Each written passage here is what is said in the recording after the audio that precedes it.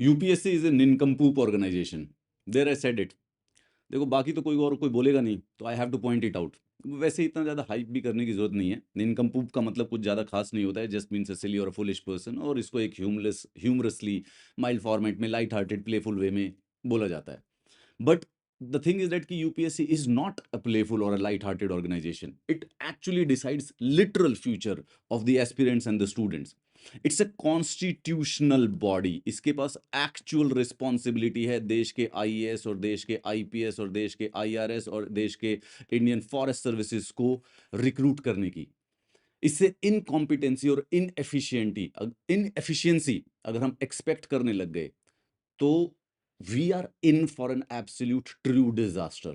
And the thing is that कि हमको इतनी आदत भी बन गई है।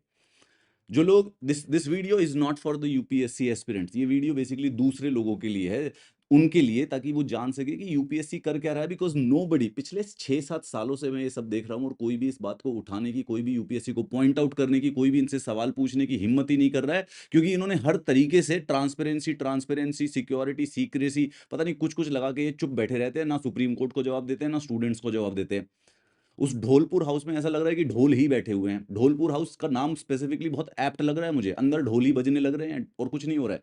आई टेल यू, अगर आप जानना चाहते हो मैं डिटेल्स में बताता हूँ, and prove it against me. मुझे अगर इसके अगेंस्ट प्रूव कर दिया जाएगा तो you should take action against me. ये सिविल सर्विसेज प्रीलिम्स 2024 का एग्जाम है। ये पिछले साल 16 जून को बेसिकली कंडक्ट कराया गया था। 16 जून को प्रीलिम्स कंडक्ट कराने के बाद इसका जो फाइनल रिजल्ट था वो 31 या फिर शायद 1 जुलाई, first of the July, I think, हाँ, first of the July basically 2024 को इस प्रीलिम्स का रिजल्ट दिया गया था। इन्होंने अप्रोक्सीमेटली 350 दिन के बाद, आज मतलब yesterday to be more precise, ये सिविल सर्विस प्रीलिम्स का जो एग्जाम ये 350 दिन पहले हुआ था, इसकी की रिलीज की, ताकि बच्चे चेक कर सके कि कौन से क्वेश्चन का कौन सा आंसर सही था। And now look at the stupidity of the highest order which they have actually done.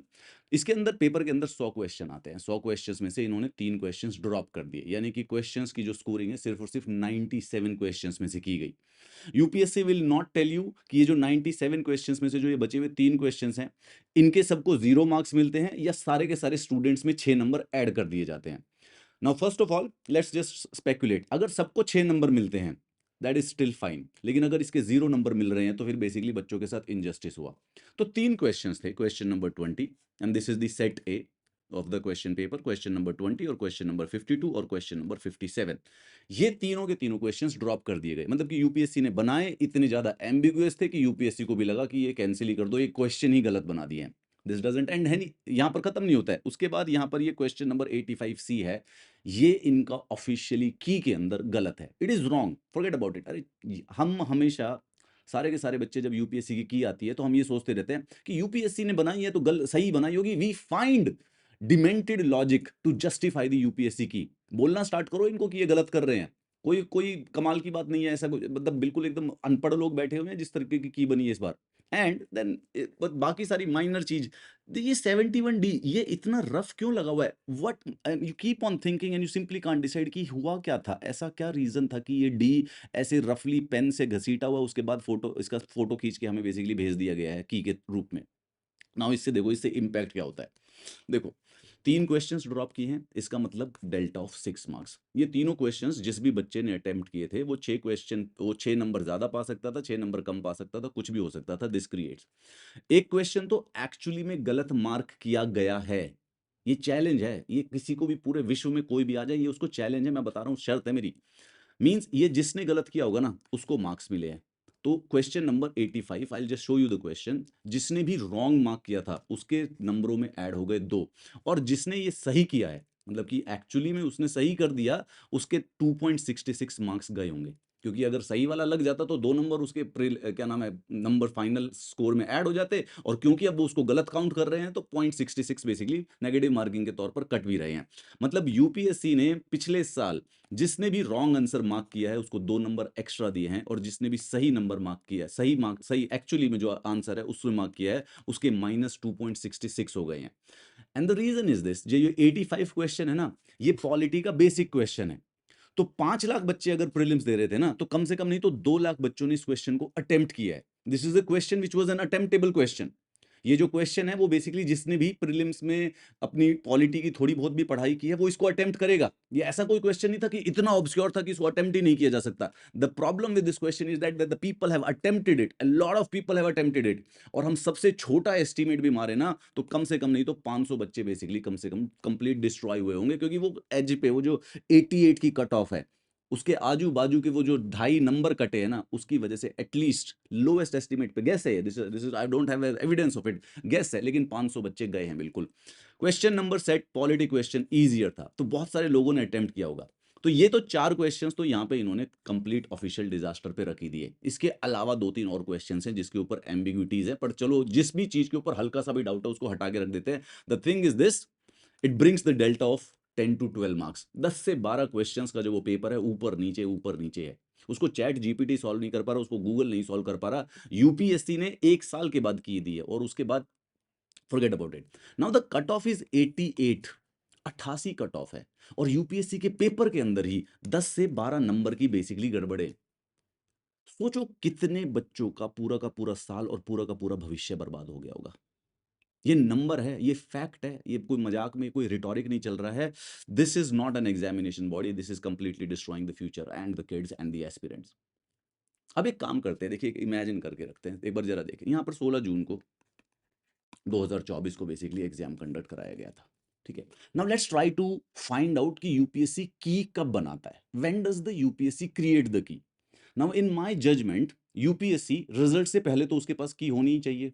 तो अगर 1 जुलाई 2024 को फाइनल रिजल्ट आया था तो की इस डेट से पहले बन जाएगी, राइट। एग्जैक्ट डेट एक दिन पहले भी की नहीं बन सकती। ये 16 जून के बाद इन्होंने 15-16 दिन के अंदर अंदर पूरे के पूरे 5 लाख ओएमआर को चेक किया है, मतलब कि की इनके पास पहले बन जाती है, right. The moment the OMR sheets reaches them they have to check it. Check तभी होगी जब उनके पास की बनी होगी, उससे तो पहले हो ही नहीं सकता है, विच टेक्निकली मीन्स कि की 16 जून से 20 जून के बीच में होनी ही होनी चाहिए इनके पास, राइट। लॉजिकली है कि प्रीलिम्स वाले दिन ना भी हो तो 20 जून तक को तो पेपर चेक करना स्टार्ट करेंगे ही करेंगे, कभी भी कर दो, 25 जून लगा लो, they have to have the की।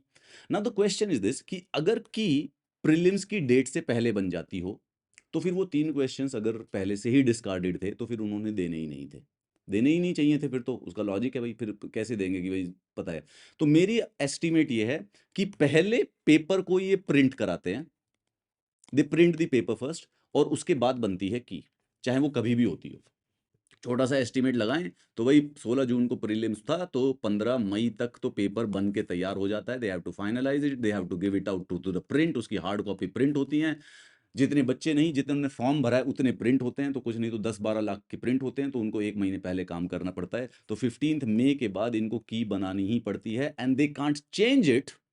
Y? Because they have already printed it. तो इनको मोटा मोटी प्रीलिम से पहले ये तो पता होता है कि 3 क्वेश्चन अंडा घुसे पड़े हैं भाई इसके अंदर, ये पहले से पता था इनको 3 क्वेश्चन घुसे पड़े हैं, ठीक है। अब किसी भी तरीके से कोई भी प्रकार का आप अपना जनरल एस्टिमेट या लॉजिकल गेस लगाइएगा, इनके पास की होती है यार प्रीलिम्स वाले दिन, अगर प्रीलिम्स वाले दिन नहीं है तो उसके 3-4 दिन के बाद होती होगी, ठीक है। मैक्स टू मैक्स ये है कि अगर इस बार 25 मई को प्रीलिम्स है, मेरी आशंका तो ये है, और दिमाग वाले लोग हैं थोड़े से तो लॉजिकली इनके पास पहले प्रीलिम्स देने से पहले की बनी हुई होनी चाहिए, और की बनी होने के बाद यहाँ पर की अवेलेबल होनी ही चाहिए। बट हाँ इतना मेरे को ये शक लग रहा है कि ये पेपर प्रिंट होने के बाद की बनाते हैं, क्योंकि पेपर प्रिंट होने के बाद की बनती है तभी वो पेपर के अंदर क्वेश्चन चेंजेस नहीं कर पाते, वरना अगर दिख रहा है उनको कि 3 क्वेश्चन नहीं बन रहे हैं भाई तो फिर वो अगर पीडीएफ है तो पीडीएफ से तो हटा देंगे, प्रिंट अगर नहीं गया है तो बनती तो प्रिंट होने के बाद है। So this raises a question कि बिना की बनाए क्वेश्चन प्रिंट क्यों होता है, क्वेश्चन पेपर प्रिंट क्यों होता है, how stupid any organisation can be. ऐसे कौन महान मानव बैठे हुए हैं कि प्रीलिम्स का पेपर प्रिंट करा दो, की बनाते रहेंगे हम बाद में देख लेंगे। तो सबसे पहले तो ये इनका सबसे इंपॉर्टेंट डिजास्टर, छोटे से छोटी दुकान के अंदर भी ये प्रोसेस फिगर आउट हो जाएगा। ये यूपीएससी बैठे हुए हैं, ये जो ये स्टूडेंट्स है ना, इन्हीं स्टूडेंट्स के ऊपर एजुकेशन के ऊपर टैक्स लगता है, उसी टैक्स से वो पैसा बेसिकली ये यूपीएससी की इनके सबकी सैलरी जाती है। अब देखो, अब तुमको और अभी थोड़ा सा क्रोध रहो, थोड़ा सा अभी this gets worse actually, I am very angry यार। देखो मैं इमोशनल हूँ, मैं रो देता हूँ, मेरे आंसू आ जाते हैं, तुमको पता ही है, यू नो इट। पिछले कुछ वीडियो तुमने देखे होंगे, सर रो देते हैं, मेरे आंसू निकल जाते हैं ऐसी चीजें देख के। अब देखो यहाँ पे सबसे पहले देखते हैं ये क्वेश्चन नंबर 20, क्वेश्चन नंबर 52 और क्वेश्चन नंबर 57। आइए देखें यूपीएससी की करामातें। CSP 2024 ईयर, ये क्वेश्चन नंबर 20 है। This question has been dropped last year. ठीक है, चलिए ड्रॉप्ड हो गया। सबसे पहले बच्चे ने बैठ के पढ़ा होगा, बच्चे ने सॉल्व करने की कोशिश की होगी और उसके ऊपर टाइम लगाया होगा। आसान क्वेश्चन नहीं होते, 2-2 3-3 मिनट खा जाते हैं। वो टाइम इसको, वो तो गया, वो उसको बस इनजस्टिस, उसको कैलकुलेट ने मान ही नहीं रहे उसको, तो ये छोड़ो। अब यहाँ पे दो स्टेटमेंट दी हुई है, Indian flying fox feeds on the blood of the other animals. ठीक है, ये वाला blood on the other animals है, ये ट्रू नहीं है, this is a wrong statement. ये स्टेटमेंट है रॉन्ग। वाई? क्योंकि ये फॉक्स, एक तो ये फ्लाइंग फॉक्स नहीं होता है, दिस इज ए बैट, ये एक प्रकार का चमगादड़ होता है, bat. And it eats fruits, फल, ये चेरी वेरी कुछ खाता है। ठीक है, तो फ्रूट्स खाता है, तो ये फ्रूटोवोरियस, फ्रूगोवेरियस बैट है। So this statement is wrong. Statement two wrong है, तो ये वाला स्टेटमेंट सही नहीं हो सकता, क्योंकि इसमें स्टेटमेंट टू इनकरेक्ट दिया हुआ है, करेक्ट दिया हुआ है, तो ये तो कट गया, ये हमने पहले ही काट दिया। अब अगर हम एग्जामिनेशन में बैठे होंगे, statement two explain statement one, ये भी पॉसिबल नहीं है, क्योंकि स्टेटमेंट टू गलत है, तो गलत कोई चीज किसी को एक्सप्लेन नहीं कर सकती, तो दिस आंसर बेसिकली ऑल्सो गोस। तो कोई किसी बच्चा यूपीएससी पिछले साल बैठा होगा, इस प्रकार से सॉल्व कर रहा होगा। Now comes the Indian flying fox is placed under the vermin category in the wild life act of the 1972। अब ये पेपर, पहले ध्यान रखो, ये पेपर आया है 2024 में। 2022 में एक्चुअली में ये जो वाइल्ड लाइफ प्रोटेक्शन एक्ट 1972 है, इसको बेसिकली अमेंड कर दिया गया था। और ये फ्लाइंग फॉक्स, ये जो बैट है, ये एक्चुअली में कई बार फ्रूट्स खाते हैं, ये ऑर्चार्ड वॉर्चार्ड्स पे अटैक कर देते हैं, तो इनको कभी कभी वर्मिन की तरह ट्रीट भी किया जाता था। पर 2022 में इसको चेंज करके शेड्यूल 5 से शेड्यूल 2 में ऐड कर दिया गया। सो बेसिकली ये स्टेटमेंट भी गलत हो गई। ठीक है, according to on that day 16 June 2024 को ये स्टेटमेंट गलत थी। अब कैच क्या हुई कि यूपीएससी ने ये पेपर, ये क्वेश्चन बनाने के बाद आंसर की डिसाइड की है, यानी कि 15 मई से 16 जून के बीच में इन्होंने ये डिसाइड किया कि यार ये क्वेश्चन गलत बन गया, क्योंकि उस समय किसी ने बताया कि भाई ये तो हो गई है गड़बड़। ये गड़बड़ हो जाने के बाद अब क्या है कि ये दोनों स्टेटमेंट गलत है, तो चारों में से एक भी ऑप्शन नहीं है जो दोनों स्टेटमेंट को गलत मानता हो। Hence they have to drop it, क्योंकि ये क्वेश्चन में ऑप्शन है ही नहीं सही करने का, गलत करने का। This is the disaster basically the created. Again तुम इस बात पे फोकस करो कि की एग्जिस्ट करती है, की रिजल्ट से पहले एग्जिस्ट करती होगी, वरना पेपर कैसे चेक करेंगे भाई, पेपर तो चेक करना ही है ना। तो की कम से कम नहीं तो रिजल्ट से 15 दिन पहले होनी चाहिए। तो प्रीलिम्स के चाहे बाद बनाते हो या प्रीलिम्स से पहले बनाते हो, ये बेसिकली की इनके पास होती ही होती है। और अगर प्रीलिम्स से पहले की बनती है, तो फिर वो जो 3 क्वेश्चन ड्रॉप किए हुए थे वो तो पहले ही पता चल चुके थे, फिर वो चेंज कर देंगे, इतने तो डमरू है नहीं। वैसे खैर एक्सपेक्ट करो इनसे, डमरू है ये, बन जाएंगे, इनसे काम एक्स्ट्रा होता नहीं है, तो ऐसा मत सोचना कि इतने डमरू नहीं है, समझदारी का हो सकता, डम है कंप्लीट, कोई मैटर नहीं है इसमें सोचने वाला। बट मेरी आशंका ये है कि पेपर प्रिंट होने के बाद, उसके बाद बनाते हैं ये की, क्योंकि तभी ये फंसे हैं, वरना ये 3-3 क्वेश्चन ड्रॉप करके कहाँ चले जा रहे हैं। चलिए ये तो हो गया। सेकंड वन, ये क्वेश्चन डेड था, ये जब से लगा हुआ था, तो इस पे कहीं से जिंदगी में कुछ नहीं कर सकते थे। This gets worse. ये क्वेश्चन नंबर 57 पे आते हैं। क्वेश्चन नंबर 57 में लिखा हुआ है, पहले तो with revenue collection by the Cornwallis, Ryotwari settlement of revenue collection में जो पेजेंट्स थे उनको रेवेन्यू पेमेंट से एग्जेम्प्ट किया जाता था अगर बैड हार्वेस्ट या नेचुरल कैलामिटीज हो जाती हैं। ठीक है, तो रायतवारी सेटलमेंट में किसान जो था, रायत जो था, अगर भाई फसल नहीं उगी या कोई बाढ़ आ गया, अकाल आ गया, तो उसका रेवेन्यू माफ कर दिया जाता था। ये स्टेटमेंट हमें चेक करनी है कि ट्रू है, करेक्ट है या नहीं है। Now this is false. ठीक है, ऐसा नहीं होता था। अंग्रेजों के समय में थे, ऑपरेसिव कॉलोनियल रिजीम था, उनको रेवेन्यू चाहिए ही चाहिए था, उनको कुछ नहीं माफ करना आता था। ये हर जगह कहीं पर लिखा भी हुआ है, बहुत माइनर चीज है। सेकंड आते हैं, under the permanent settlement in Bengal if the zamindar failed to pay the peasants were exempted from the revenue. तो मतलब फॉल्स है, इसका मतलब ये हो नहीं सकता, क्योंकि रेवेन्यू देना पड़ता था। Under the permanent settlement if the zamindar failed to pay his revenue to the state on or before fix date he would be removed from his zamindari. ठीक है, ये ट्रू है। सनसेट क्लॉज नाम की एक चीज होगी, आपने किताब में भी पढ़ी होगी, अपना वो कौन सी किताब है, स्पेक्ट्रम, स्पेक्ट्रम में अच्छी तरह से दिया हुआ है सनसेट क्लॉज, इसमें कोई खास बात नहीं है। ये वाला भी होना चाहिए था। अब देखो ट्रिक क्या है, इन दोनों स्टेटमेंट के हिसाब से एक प्रकार से देखा जाए तो ये सही है, B only, this is correct. But ये यहाँ पे कहाँ पे फंसे हुए हैं, ऊपर इन्होंने रेवेन्यू कलेक्शन बाय कॉर्नवालिस लिख दिया है, लेकिन रायतवारी सिस्टम कॉर्नवालिस से नहीं है, कॉर्नवालिस से परमानेंट सेटलमेंट रिलेटेड है, ये रीड मनरो से रिलेटेड है। And this is the trick ना। फर्स्ट ऑफ ऑल, पहले तो मुझे लगता है कि ये क्वेश्चन को अब लेट गो करना चाहिए, इसका आंसर मार्क करा है सही बच्चों ने, 2 नंबर मिलते उसको। लेकिन ये इस ट्रिक में फंस गए कि स्टेटमेंट में इन्होंने सिर्फ और सिर्फ कॉर्नवालिस लिख दिया है, तो अब जो ये रायतवारी है, क्योंकि ये इसको रीड मुनरो लिखा हुआ हर जगह पे, तो इसको अब हटा ही दो यार, ये तो हमने गड़बड़ कर दी। But the thing is that the question is still right, there is a correct option, people have answered it, they have done it right despite UPSC being a stupid organisation. और ये जो एग्जामिनर था जिसने भी ये paper set किया था, उसकी बेवकूफी के बावजूद वहां पर बैठे हुए फर्स्ट अटेम्प्टर ने क्वेश्चन सही सॉल्व किया, नंबर क्या मिला उसको? अंडा। तो ये क्वेश्चन ड्रॉप किया हुआ है, लेकिन यूपीएससी को ड्रॉप करना बनता नहीं था, ये क्वेश्चन होना नहीं चाहिए था। This should have gotten a pass, ये मिलना चाहिए थे बच्चे को, 2 नंबर मिलने चाहिए थे इसके, क्यों ना मिले? वैलिडली क्वेश्चन है, ये सॉल्वेबल है, नीचे आंसर दिया हुआ है। This is a mistake which you should have let go. एक और क्वेश्चन, लास्ट वाला और देखते हैं। यहां पर देखो 52 स्टेटमेंट 1 और स्टेटमेंट 2। पहले मैं एक डिस्क्लेमर दे देता हूं यार, इकोनॉमिक्स मुझे नहीं आता है, ठीक है? मतलब आने का मतलब ये है कि क्वेश्चंस तो मैं कर लेता हूं, मैं प्रीलिम्स में क्लियर तो कर लेता था, बट लेट्स से कि I can be at fault with this. But the thing is that कि मेरी जो गलतियां हैं उससे बेसिकली किसी बच्चे का भविष्य बर्बाद नहीं होता, और जो यूपीएससी की गलतियां हैं वो ऑफिशियली 1000 2 3 हजार बच्चों को खा जाती हैं, पूरी पूरी जिंदगी खा जाती हैं उनकी। जब उनके प्रीलिम्स और यूपीएससी क्लियर नहीं होगा तो 40 45 साल में कोई नौकरी करनी पड़ती है, छोटी छोटी सी गालियाँ वालियाँ पड़ती है नौकरियों पे, प्राइवेट नौकरियों पे, खुद की सेल्फ रिस्पेक्ट और खुद की बेसिकली क्या नाम है औकात रोज रोज दिखाई जाती है, बहुत साइकोलॉजिकल ट्रॉमा रहता है। नेवरदलेस फिर भी देखिए, स्टेटमेंट 1 सिंडिकेटेड लैंडिंग स्प्रेड्स, ये ड्रॉप करा हुआ क्वेश्चन है, spreads the risk of borrower default across multiple lenders.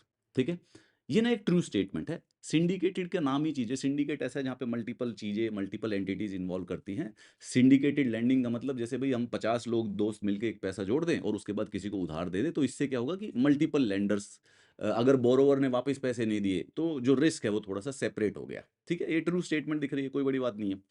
Syndicated loan can be fixed amount lump sum of the funds but can not be a credit line. अब इसके बारे में मैंने full fledged deep information तो मेरे पास इतनी नहीं है कि मैं इसको अथॉरिटी से बोलूं, लेकिन जितना भी मैंने देखा, they the student the teachers of the economics and everybody is actually telling कि ये क्वेश्चन जो है सॉल्वेबल होना चाहिए था। वाई? क्योंकि ये इनकरेक्ट है, ये करेक्ट है।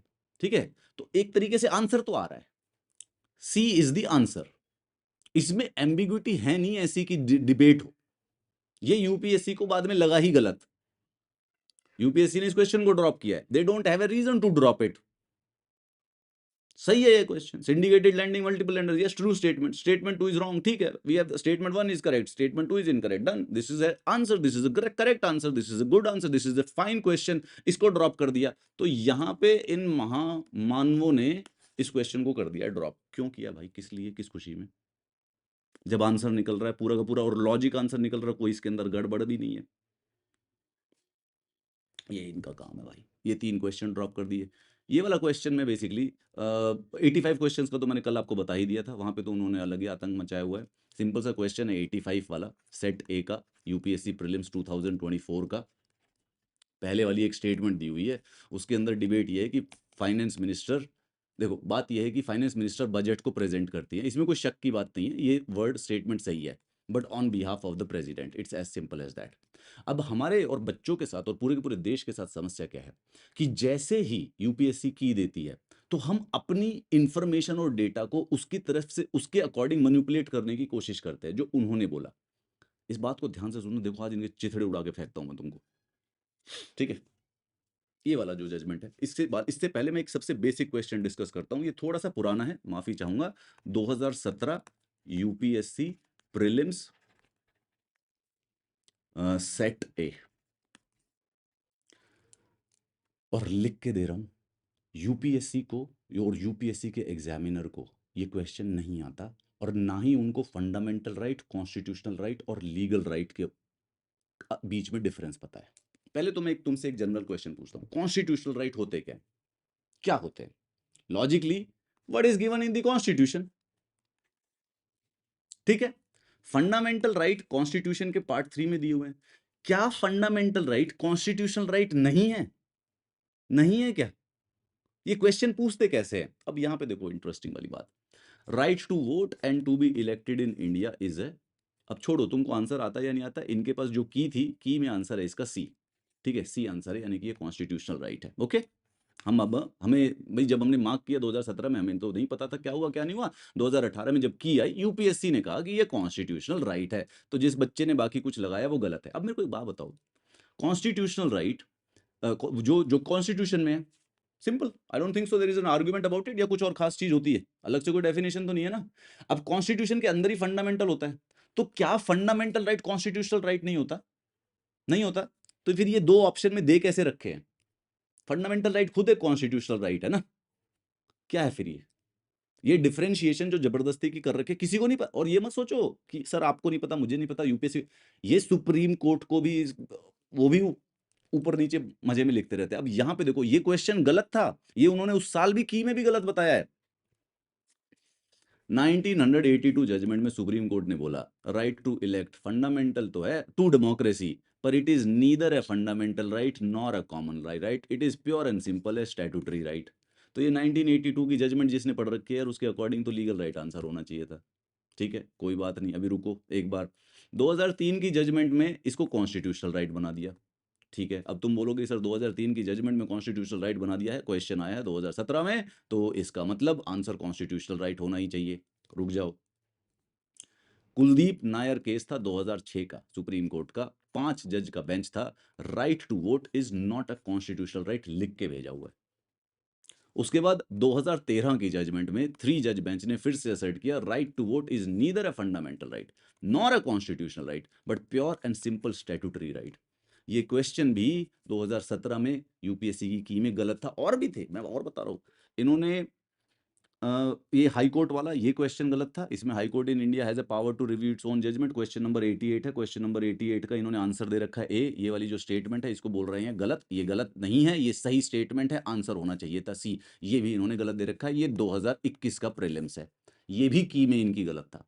इन्होंने और भी पॉलिटी के क्वेश्चंस गलत कर रखे हैं, and I can hit on polity, क्योंकि मैं पॉलिटी पढ़ के बैठा रहता हूँ, इनसे ज्यादा पॉलिटी पढ़ता हूँ मैं रोज की रोज। ये जो एग्जामिनर जो यूपीएससी वाले बना रहे हैं, अरे अकेले आदमी से मत बनाओ भाई। To all the UPSC, to the UPSC, anybody from UPSC should watch this video, और उनको भेजना किसी तरीके से, जिसको जानते हो उसको ही भेजना। यार ये ना मेरा इंस्टाग्राम है, AMIT अमित किलोर, यूपीएससी वालों के लिए है। सुनो मेरी बात, to my dear organisation Union Public Service Commission, I have been a big fan of you. Now the thing is this कि आप लोग जो की बना रहे हो वो पिछले 6-7 सालों से गलत बन रही है, as far as the polity questions are concern.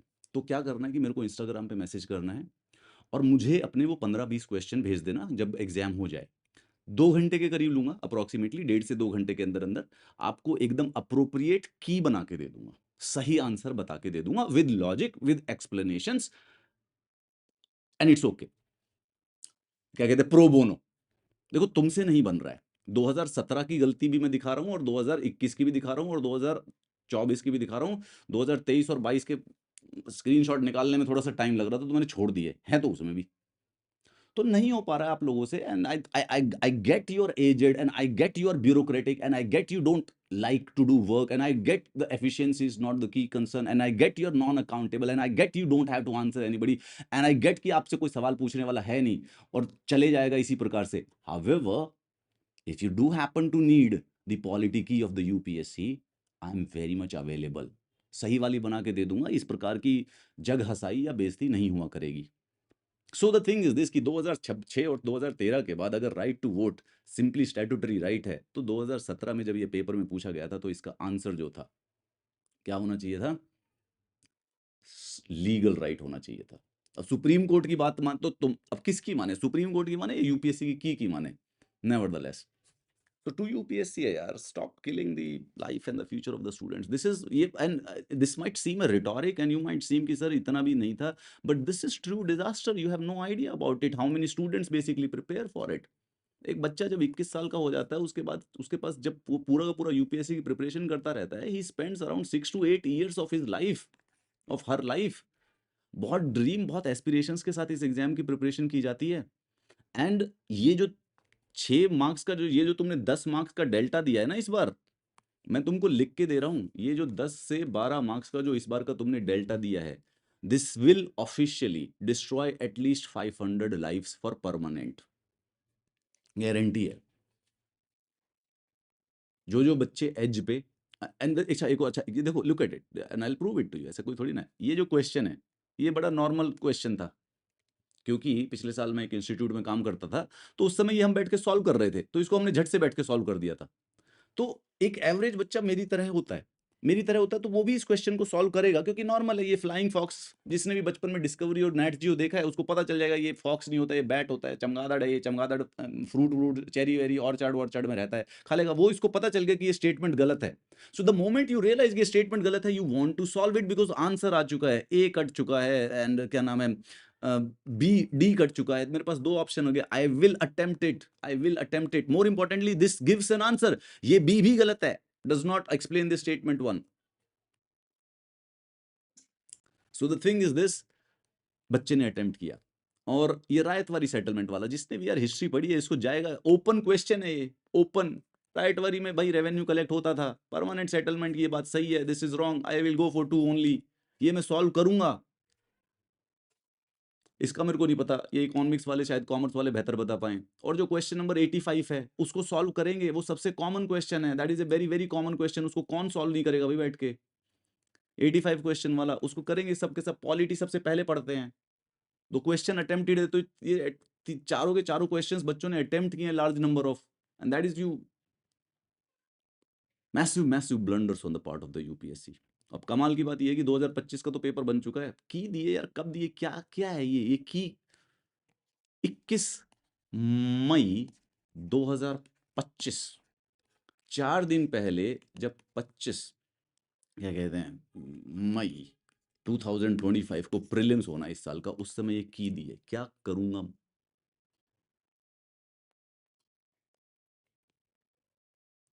What shall we do with this key? Actual literal student, मेरे भाई 365 दिन हैं, 100 क्वेश्चंस बनाने हैं, पहले बता देता हूं, आंसर बना के प्रिंट करवा लिया करो। तब क्या समस्या है कि इसकी जो की है, उस की में क्वेश्चंस ड्रॉप हो रहे हैं प्रिंट होने के बाद, प्रिंट होने के बाद। ऐसा कितना, I am so sorry students, मैं इमोशन, मैं रो देता हूँ स्टूडेंट्स यार, यू नो इट राइट, मेरे आंसू निकल आते हैं, I get emotional. This is sick. This is a major disaster, man. This is not good for this time. चलिए, can't help it. 25 का प्रीलिम्स है 2025 का, just be focused on it, okay. This is nothing we can do about it. तभी कोशिश करना है कि cut off marks 90 नहीं लाने हैं, 90 में तो यूपीएससी घुसा देगा आधे बच्चों को। ये अपनी कोशिश करनी है कि यार हम एटलीस्ट 100 क्वेश्चंस करें, and don't take this things into too much into your mind on the examination day. Just keep your finger cross के hopefully, hypothetically, probably they have done some changes regarding this. You know what the worst part?